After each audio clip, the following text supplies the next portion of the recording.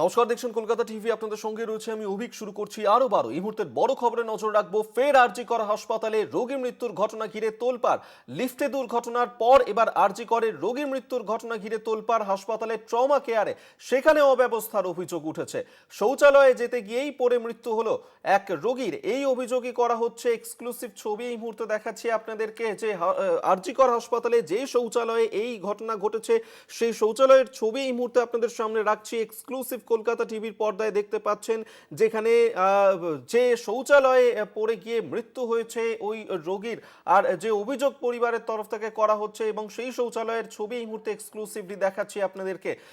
শৌচালয়ে যাওয়ার জন্য স্ট্রেচার মেলেনি বলে অভিযোগ করছে পরিবার, এবং মৃতের নাম বিশ্বজিৎ সামন্ত। শৌচালয়ে যাওয়ার জন্য হাঁটতে গিয়ে পড়ে মৃত্যু হয় বলেই অভিযোগ পরিবারের। আরজি করে ট্রমা কেয়ারে সেখানে একটাই শৌচালয়ে রয়েছে।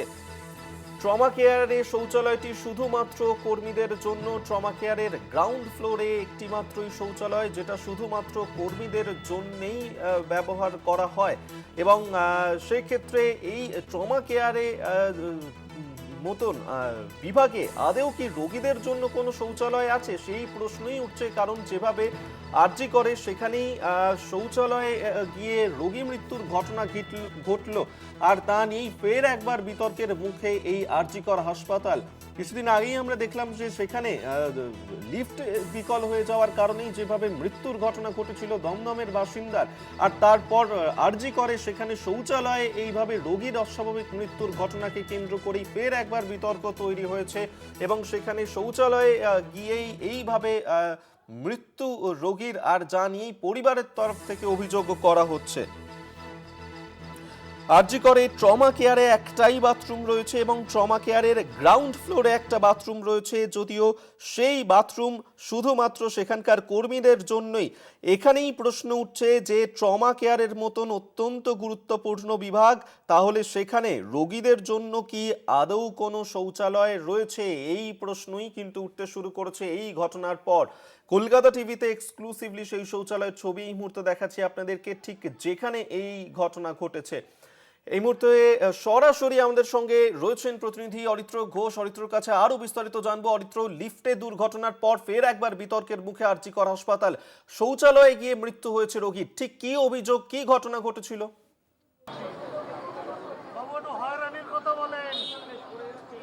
দেখো অভিক, একদম গুরুত্বপূর্ণ স্পেসিফিক পয়েন্টে আসবো। ঘটনা যা ঘটেছে সেটা সকাল থেকে আমরা দেখিয়েছি, কিন্তু এখন যে প্রশ্নটা উঠছে গাফিলতি কার, কি কারণে এই ধরনের মৃত্যুর ঘটনা ঘটছে আরজি কর হাসপাতালে, বা ঘটলো এই বিশ্বজিৎ সামন্তর মৃত্যু হলো কেন? দেখো দুটো কারণ সামনে আসছে। প্রথমত, এই আরজি কর হাসপাতালে যে মৃত্যু, তার পরিবারের যেটা বক্তব্য যে ট্রমা কেয়ার যে বিল্ডিং রয়েছে সেই ট্রমা কেয়ারের ভিতরে কোনো রকম কোনো বাথরুম বা শৌচাগার নেই। এই বিশ্বজিৎ সামন্ত যখন তিনি শৌচালয়ে যাওয়ার কথা বলেন, তখন তার পরিবারের যেটা দাবি যে তাকে বাইরে সুলভ শৌচালয়, পে অ্যান্ড ইউজ শৌচালয়, যেটা আরজি কর হাসপাতালের একদম সামনে, সেখানে যাওয়ার কথা বলা হয়। সেখানে দুটি তল, প্রথম তল হচ্ছে শুধুমাত্র স্নান বা টয়লেট করার জন্য, এবং দ্বিতীয় তল হচ্ছে শৌচাগার হিসেবে পরিচিত। অর্থাৎ দ্বিতলে যাওয়ার চেষ্টা করেছিলেন সেই বিশ্বজিৎ সামন্ত, সঙ্গে তার ছেলেও ছিলেন। সেই দ্বিতলে যাওয়ার পরে হঠাৎই বিশ্বজিৎ সামন্তর শরীর কোলাপস করে যায়, যেটা তার ছেলের দাবি। এবং তারপরে সেখান থেকে যখন ফের তাকে আবার নিয়ে আসা হয় বিভাগে তার চিকিৎসার জন্য, তখন সেখানে চিকিৎসকরা মৃত বলে ঘোষণা করেন। কিন্তু প্রশ্ন, এই ট্রমা কেয়ারে একটি মাত্র বাথরুম রয়েছে। কেন বলছি, সেই ছবি আমাদের হাতে আসছে। এই বাথরুমটি রয়েছে ট্রমা কেয়ারের গ্রাউন্ড ফ্লোরে, এবং সেই বাথরুমে লেখা রয়েছে স্টাফ টয়লেট, অর্থাৎ স্টাফেদের জন্য। এই ট্রমা কেয়ারে যারা স্টাফ রয়েছেন, স্টাফেদের জন্য। ধরে নিচ্ছি এই স্টাফ টয়লেট সেখানে রয়েছে, তাহলে রোগীদের জন্য টয়লেট কোথায়? যারা এখানে গুরুত্বপূর্ণ চিকিৎসা করাতে আসছেন, বা ট্রমা কেয়ারের মতো এরকম একটা বিভাগ, ব্যস্ততম বিভাগ, অনেক অসুস্থ রোগীরা সেখানে চিকিৎসা করাতে আসেন, তাহলে তাদের জন্য কি আদৌ কোনো বাথরুম রয়েছে ট্রমা কেয়ারে? যদি থাকে তাহলে তার অ্যাক্সেস কোথায় রয়েছে? কিভাবে রোগী সেই বাথরুমে যেতে পারেন? কার কাছে গিয়ে বললে সেই বাথরুমে যাওয়ার অনুমতি, হ্যাঁ কোট আনকোট অনুমতিই বলছি, যে অনুমতি মিলতে পারে? সেই প্রশ্নগুলো কিন্তু এখন স্বাভাবিকভাবেই উঠছে।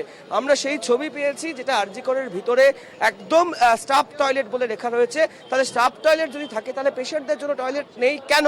এই প্রশ্নটা যেমন একদিকে উঠছে, একই সাথে এই যে চূড়ান্ত একটা অব্যবস্থা, 48 ঘন্টা আগে লিফটের মধ্যে মৃত্যু হলো অরূপ বন্দ্যোপাধ্যায়ের, 48 ঘন্টা পর যখন সেই ঘটনার তদন্ত চলছে, তখন সেই ট্রমা কেয়ারে শৌচালয় করতে গিয়ে শুধুমাত্র বাথরুম না থাকার কারণে মৃত্যু হলো আর এক রোগীর, নাম বিশ্বজিৎ সামন্ত।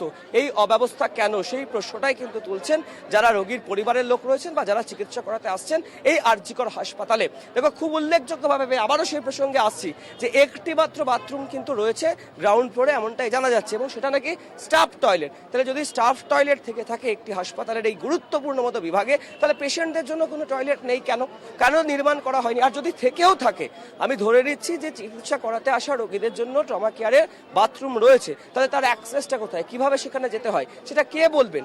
যারা চিকিৎসার সার্ভিস দিচ্ছেন বা পরিষেবা দিচ্ছেন বা যারা স্টাফ রয়েছেন তারাই বলবেন। তাহলে কেন বিশ্বজিৎ সামন্তকে যেতে বলা হলো বাইরের পে অ্যান্ড ইউজ বা সুলভ শৌচালয়? সেই প্রশ্নটাই কিন্তু স্বাভাবিকভাবে উঠছে, এবং তার পরিবারের যেটা দাবি যে যদি ভিতরে কোনো রকমের বাথরুমের পরিষেবা থাকতো তাহলে হয়তো এই পরিণতি ঘটতো না বিশ্বজিৎ সামন্তের সাথে। একেবারেই।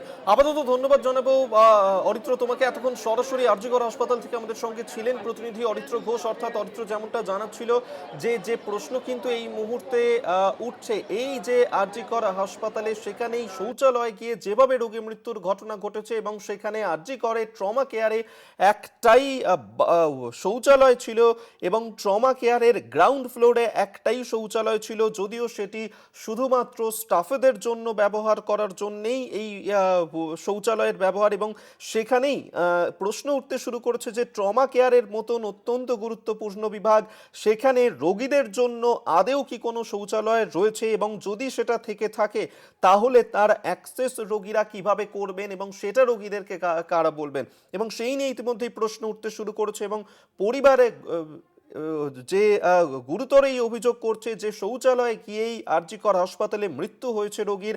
আপনাদেরকে শোনাবো যে পরিবারের তরফ থেকে ঠিক কি অভিযোগ করা হচ্ছে।